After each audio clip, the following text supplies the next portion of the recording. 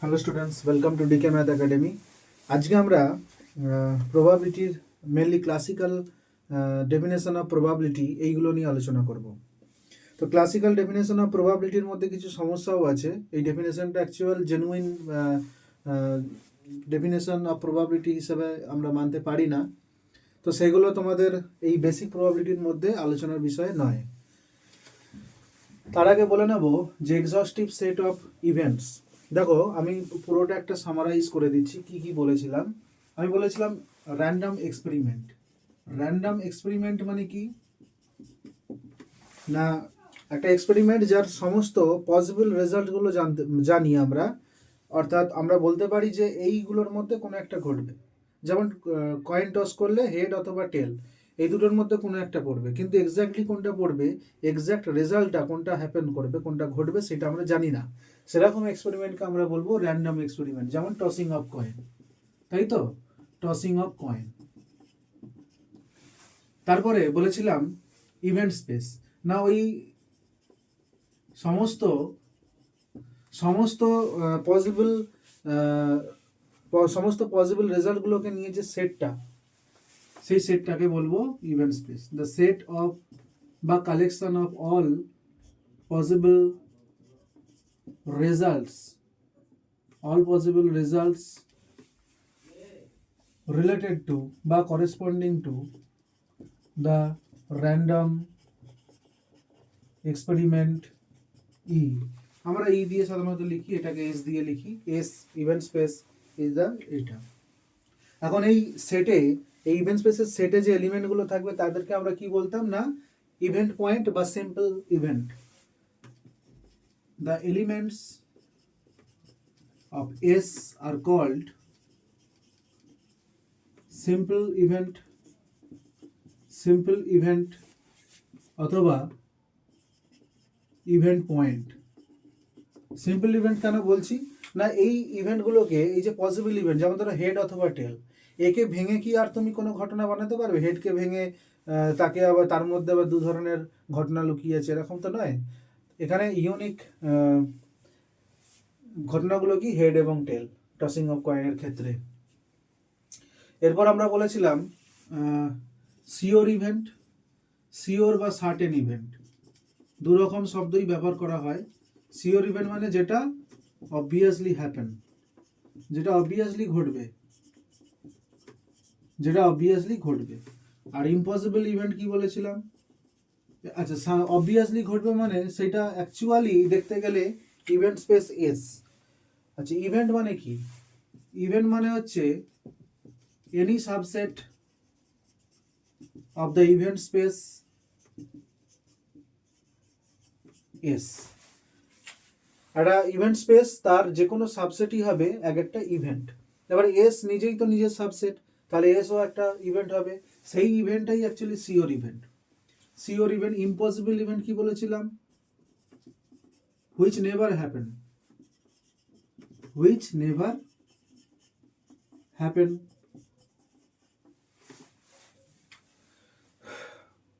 এরপর বলেছিলাম দুটো symbol A plus B. A plus B মানে কি? দুটোর মধ্যে যে কোনো একটা অ্যাটলিস্ট ঘটবে, অ্যাটলিস্ট একটা, at least one of A and B will happen. যে কোনো একজন মিনিমাম ঘটবে। আর যেমন আমরা বলতে পারি এইচ প্লাস টি। আমরা এইটার মানে কি, হেড এবং টেলের মধ্যে মিনিমাম একটা ঘটবেই। তো কয়েন টস করলে তো আমরা হেড অথবা টেল মিনিমাম একটা তো পাবো, মানে একটা তো পাবোই। অর্থাৎ H plus T coin of toss করলে, মানে কয়েন টস করলে আমরা হেড অথবা টেল দুটোর মধ্যে যে কোনো একটা পাবো। হেড বললেও আমরা বলবো এইচ প্লাস টি ঘটেছে, টি পড়লেও আমরা বলতে পারবো এইচ প্লাস টি ঘটেছে। তার মানে যে কোনো ক্ষেত্রে রেজাল্ট যাই হোক না কেন, এইটা ঘটবেই। তার মানে এটা একটা সিওর ইভেন্ট। এবি, এবি মানে কি? এ অ্যান্ড বি এই দুটো ঘটনা will happen together, will happen together, together.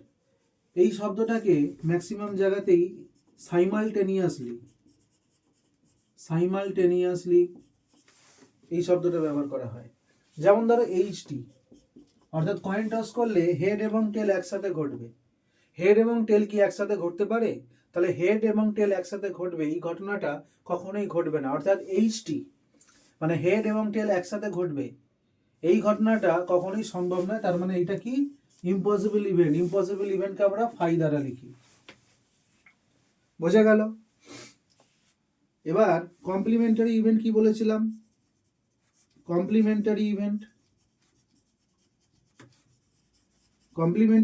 আমরা কি বলেছিলাম না, যদি a প্লাস বি সমান এস হয় তাহলে আমরা a and b is said to be একে অপরের complimentary, said to be complementary event to each other complementary event to each other। এখন এক্সহস্টিভ ইভেন্ট, নতুন একটা জিনিস শেখাচ্ছি। এক্সহস্টিভ ইভেন্ট মানে কি না, a1 a2 এরকম করে করে ধরো an, অর্থাৎ n সংখ্যক ইভেন্ট আছে। একটা র্যান্ডম এক্সপেরিমেন্টের আন্ডারে n সংখ্যক এরকম ইভেন্ট আছে। সেই ইভেন্টগুলোকে আমরা সেট অফ এক্সহস্টিভ ইভেন্ট বলবো যদি এইটা সমান সিওর ইভেন্ট হয়। সরি, যদি আচ্ছা লিখেই দিই, this the set of events a1 a2 an, the set of events is said to be exhaustive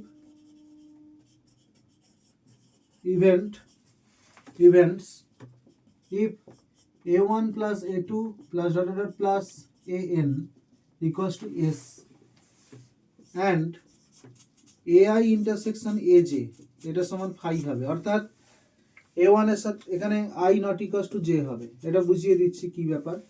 i not equals to j অর্থাৎ a1 a2 এদের মধ্যে ইন্টারসেকশন ফাই হবে, a2 a3 এদের মধ্যে ইন্টারসেকশন ফাই হবে। অর্থাৎ এদের দুজনের এইগুলোর মধ্যে কোনো দুজনই একসাথে ঘটবে না। এটা মানে কি ai aj একসাথে ঘটবে না। ai aj একসাথে ঘটার ঘটনাটা ইম্পসিবল ইভেন্ট। তার মানে এরা কখনোই একসাথে ঘটবে না। অর্থাৎ এখানে কোনো দুটোই একসাথে ঘটবে না এবং তাদের যোগ করলে আমি সিওর ইভেন্ট পাবো। অর্থাৎ ওই এক্সপেরিমেন্টটা ট্রায়াল করলে এইগুলোর মধ্যে যে কোনো একটা ঘটনা ঘটবেই। অর্থাৎ এদের প্লাসটা একটা সিওর ইভেন্ট হবে। নেক্সট কি পড়েছিলাম? Classical definition of probability.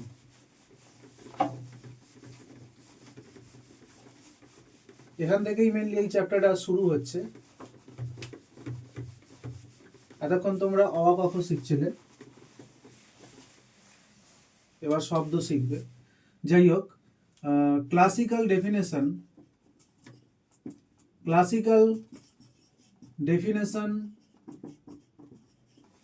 Of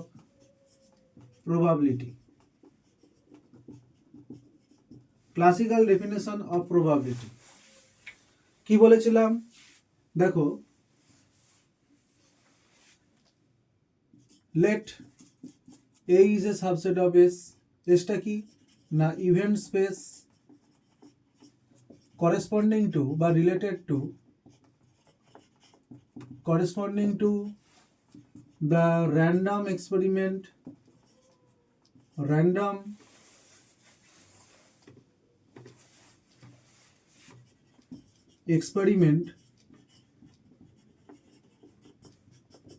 E।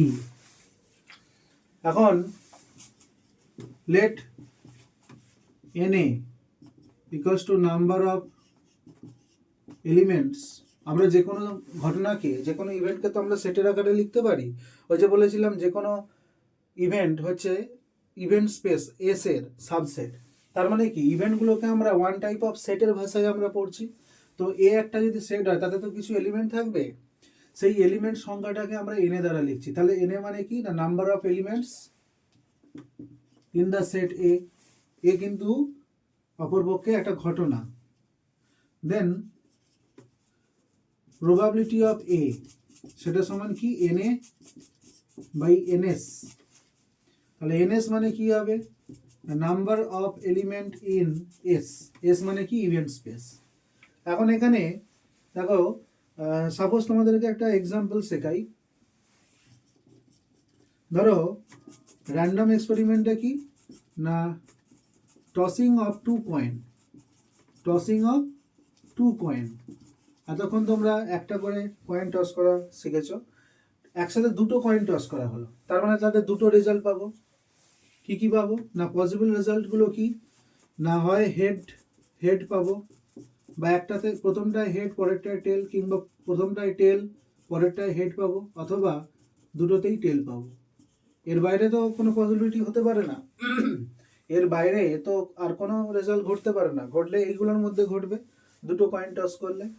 এখন আমি মনে করছি আমি একটা ইভেন্ট, তার নাম দিচ্ছি the event of getting exactly one head, মানে এক্স্যাক্টলি একটা হেড পাবো, এরকম ঘটনা কি ঘটবে। তো তাই যদি হয় দেন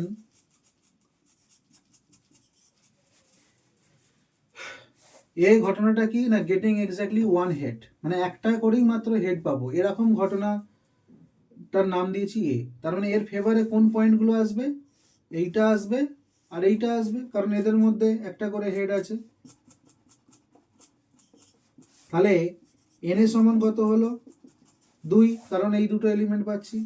এন এর সমান কত 4, তাহলে প্রবাবিলিটি অফ এ সমান কত না n A by n S equals to 2/4, 2/4।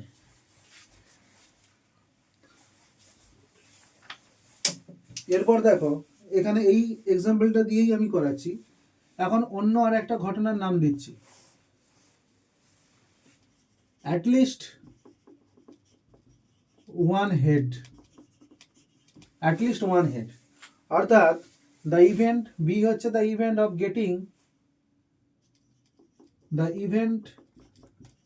getting at least one head। তবে মিনিমাম একটা হেড থাকবে, দুটোও থাকতে পারে, মিনিমাম একটা হেড থাকবে, at least one head, তার মানে দুটোও থাকতে পারে। তার মানে একটাও হেড নেই, শুধু সেইটা বাদ যাবে। মিনিমাম একটা হেড থাকবে মানে কি, যেটাতে একদম হেড নেই সেইটাই শুধু বাদ যাবে। এই ঘটনার ফেভারে কারা থাকবে, যাদের মধ্যে অলরেডি একটা বা দুটো হেড আছে। তার মানে head head, head tail, tail head, এইগুলো। তাহলে বলো তো এনবি সমান কত, 3টে পয়েন্ট আছে, 3টে সিম্পল ইভেন্ট আছে, তাহলে 3।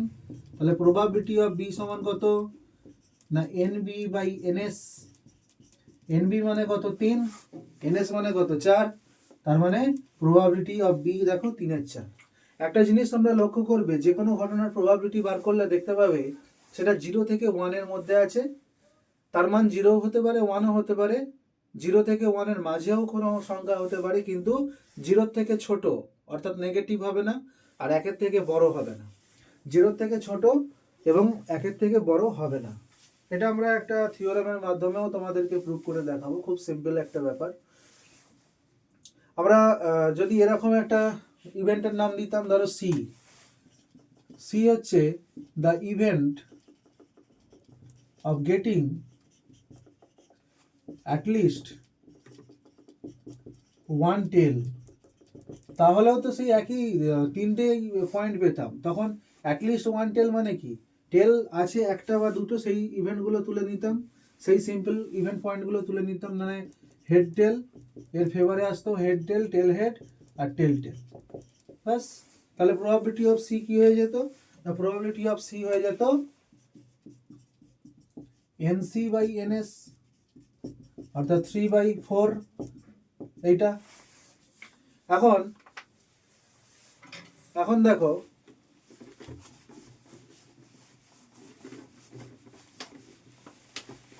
এই সেম জিনিস আমরা এক্সাম্পলটাকে সেম রেখেছি, সেম রেখে আমি বিভিন্ন ঘটনার পরিপ্রেক্ষিতে একটা করে নাম দিচ্ছি। ডি ধরো, আমি ডিটাকে বলছি getting exactly one head, getting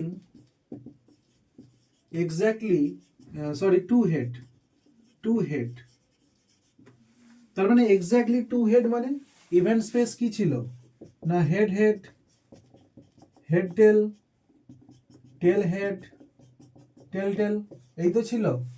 তা গেটিং এক্স্যাক্টলি টু হেড, তা এক্স্যাক্টলি টু হেড মানে এখানে কতগুলো ইভেন্ট পয়েন্ট আছে এর ফেভারে না শুধুমাত্র এইটা আছে, অর্থাৎ এর ফেভারে শুধুমাত্র একটাই ইভেন্ট পয়েন্ট পাচ্ছি, তার মানে এনডি সমান কত 1, তাহলে প্রবাবিলিটি অফ ডি সমান কত 1/4। বোঝা গেল? এটা যদি তুমি এক্স্যাক্টলি টু টেল করতে তাহলেও সেম হতো, তখন এই জিনিসটা আসতো, তখন তার মধ্যে কতগুলো পয়েন্ট থাকতো না টেল টেল মানে একটা থাকতো, সেটারও প্রবাবিলিটি 1/4, অর্থাৎ প্রবাবিলিটি ই সমানও একই আসতো, 1/4, যেখানে ইটা কি না getting exactly two tail TAIL tail, exactly two tail. বোঝা গেল? এই হচ্ছে বিষয়।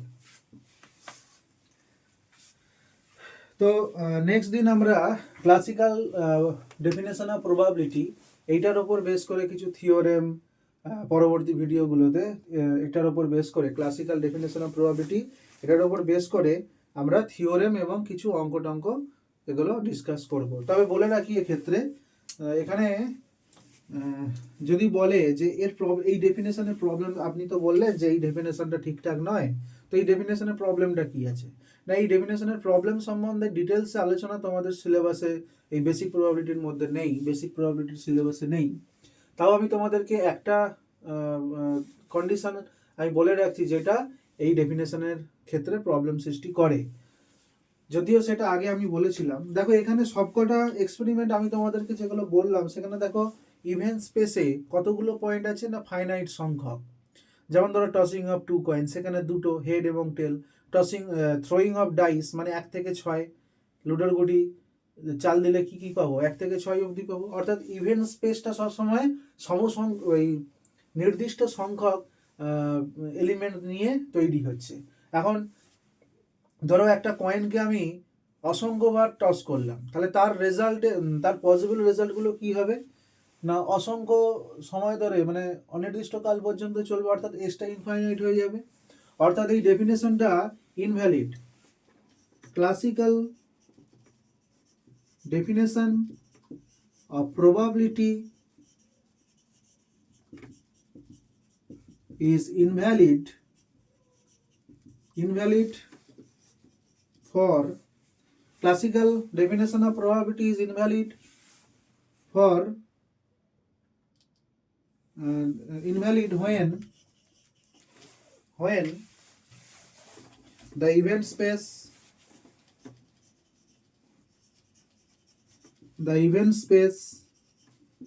is an infinite set. Event space যদি ইনফাইনাইট সেট হয়, অর্থাৎ পসিবল রেজাল্ট যদি অসংখ্য হয়, অগণিত, তাহলে কিন্তু সেটা ইনফাইনাইট সেটের মধ্যে পড়ছে। তখন ক্লাসিক্যাল ডেফিনেশন অফ প্রবাবিলিটি দিয়ে আমরা প্রবাবিলিটি একটা ঘটনার বার করতে পারবো না, ক্যালকুলেট করতে পারবো না। এটাই হচ্ছে এই ডেফিনেশনের ফল্ট। এরপরে আরও মডিফাইড ডেফিনেশন আছে, সেগুলো তোমাদের বেসিক প্রবাবিলিটি সিলেবাসে নেই।